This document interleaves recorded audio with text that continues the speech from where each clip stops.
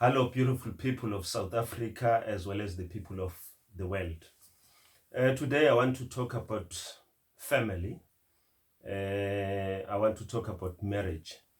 I want to talk about things that we need to consider if we are about to get married. I know that I would say in the most African context, most people are advised that they mustn't get married as early 20s or in their early ages. I'm not so sure whether it's because most of the marriages down the line they experience some difficulties, challenges. As a result, then people they get divorced. Maybe our Asian people would then encourage us not to get married early because they would know that we needed to experience certain things up until we reach a stage of maturity. I think that was one of the reasons why they would encourage us not to get married early. But there are certain things that I've realized which become a disadvantage to most of us when we do that or when we decide to go through that route. I know most of you would say, hey, you'll correct me if I'm wrong. Marriage is not, you know, one of the things that a person will consider as being successful if you get married. And I think that is the reason why people they say that is because of most of the failures that most of us have experienced, through marriage. But for those who will consider to get married, I think there are certain things that I would love to engage you on, and I would love you to think about these things because I find them very important. Anyone among us who intends to have a family in the form of a marriage institution, it is important that you consider to be honest from the onset. Uh, when people are in love, there are certain things that they don't normally discuss or engage. Um, and I think most of the causes why marriages fail is because we are not becoming honest with each other.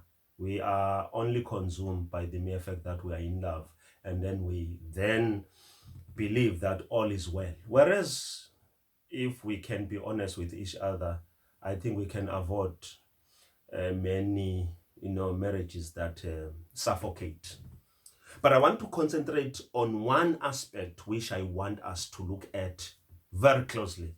I know other people, other marriage counselors have engaged a number of things which include communication, money, sex, as well as support for each other, to be there, caring, and so on and so on.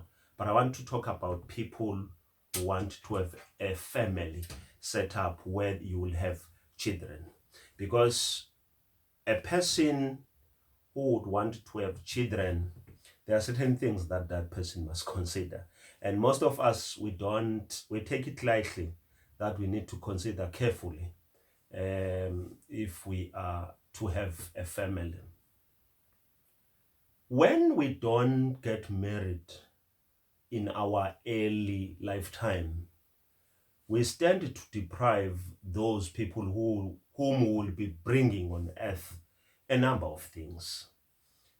If you only get married when you are above 30, surely if you are blessed immediately after you got married, it will mean that your firstborn, you will get your firstborn when you are around 30 or 31. And that means when you are 50, your firstborn will be only 20 years old.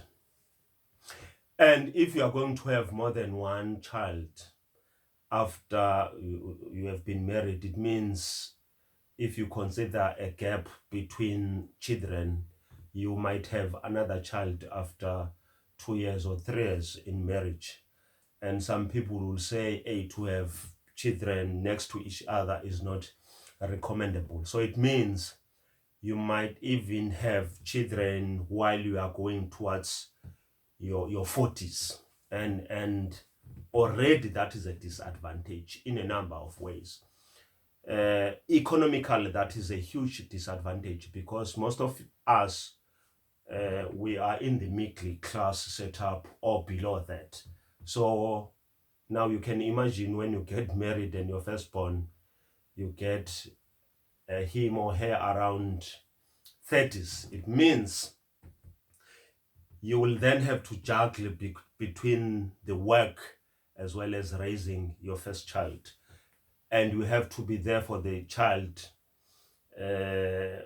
from all the way.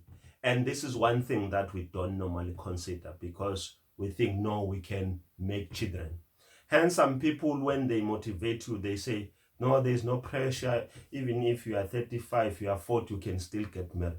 But I'm saying to you, if you are going to consider having children, I don't think it's fair to you and your children to only have them while you are above 30s. You know, this is my view, and I am stand to be corrected. Because I believe that if we are going to grow, or we are going to have and nurture your children, you must nurture them while you are strong, not on your weakest part of your life. Because as you grow up and you only have children to take care while you are weak, there is so much that you are going to lose, or your children are going to lose. They will never know you as who you are, what you stand for, because there will be very little while you are aging, and you will be growing your children. You won't be able to give them the enough. You might be giving them love. You can give them love, but I'm saying the legacy, the things that you should be teaching them, I don't think you will be able to teach them at your weakest point. And again, there will be more of a burden to you than blessings in this way. Because when you are aging, you are becoming tired. You are becoming very strained in terms of doing things. And your children will get to know about how good you were through other people. They would never experience you. And I believe that this is one area that we should not neglect as human beings. Because when we neglect that area, we will fail to inspire our own children. We will fail to influence them. We will fail to bring them in a manner that we should be bringing them. Because there is no person who will be like Moses in the Bible, where the Bible says at 120 years, he was still strong. His eyes were still sharp. So I'm saying any person who considers to have a family in the form of a marriage, it's better that we consider these things at our earliest stage. I remember one of my grandmothers, she had 3 children and she completed giving birth around 26 years old. And this was a huge advantage for her because she grew together with her children. And she was able to influence them, to inspire them, to educate them. She was also able to make sure that she makes means ends for them. Can you imagine? Because most of our generation around this time, we take it lightly that we can give birth to our children when we are even 50s, 60s, and we are saying that is normal. No, that is not normal. That is a huge disadvantage to our children. We only consider us because we feel that we are still capable to make children, to give birth to our children. But we don't consider the consequences of them being born late in our lives. Because when we give birth to them at early stages of our lives, it's when we are strong, it's when we will be able to look after them very well. But when you are weak, you even delegate certain things that you should be doing as a mother, that you should be doing as a father. Can you imagine when you have got your children around 40s and you are still working? Your firstborn will then assume responsibilities of being a child minder or care for other kids that are coming. You know why? Because you are also strained with other things and you are not able to give much of your being, of your effort to look after your children because of other commitments. Yet we have young children. While other people are having their children finishing school, graduating, you will still have yours at the high school level, or some at the crash, stage, some at a junior primary. And that is not right, because your children must be able to grow with you so that they can enjoy the best out of you. But in our case, we always say, no, it's still early. No, let me tell you.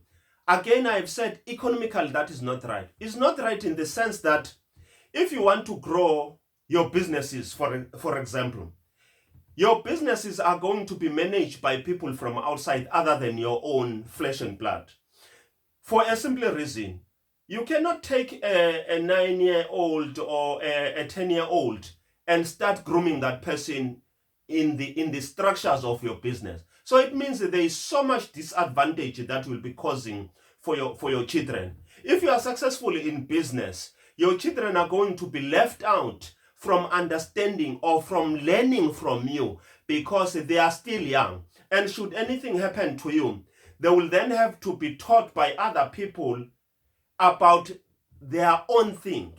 Can you imagine that you will be then handing over or trusting outsiders about the business, about the fruits of your own hands? Hence, I'm saying it might look well and good to you to say, no, I'm still young, I'm not gonna have children now. But that is a disadvantage, because as you grow and start to achieve more, you will achieve those things by your own, while people that should be enjoying the fruits of what you have achieved are growing with you and benefiting from that stage. That is why some of us, when they die, everything that they've worked hard for perish, for a simple reason. Because when you trust other people who are not your own with the things that you have worked hard for, with the things that you have achieved on your own, they will never be like yourself in terms of transferring the skills, transferring the knowledge and other things. Because remember, they have their own responsibilities as well as interest as people. So it means they will divert some of the things that should be going to your children. And the worst other part is that, which I have also discovered in life, is that if you are a mother or a father who's successful and you passed away while your children are young, you may never trust the people that you are leaving your children and your wealth upon, that they are going to make sure that they protect and take care of your children. Whereas even if you go and die while you have grown-up children, you die peacefully, because you know that you are leaving your things under capable hands. And I'm saying this is one area that we don't even emphasize when people they get married. We only talk about communication, like I said, and other things, but we never dwell much in emphasizing the importance of having children at the very early stages of marriage or early stages of people's life, because we always, in fact, we neglect that. It's either deliberately or by default. But I'm simply saying to you, human investment is so important when you want to build a family. And it is upon this reason where I'm saying those who want to have a proper family in the form of a marriage structure, they must consider having children as early as possible so that we don't deprive what is due to them. I thank you. And I'm saying this for what is worth, because I know most of you have fallen in this trap of saying, no, I will not have children as early as possible because I'm still trying to make something. But let me tell you, there is no person who's going to live here permanent. We are going to, at some point, leave. And it's better to leave your things to your own flesh and blood. Because if you don't do that, you will work for other people and your things are going to be consumed by other people. And in that case, I'm saying to you, let us consider having children as early as possible. I thank you.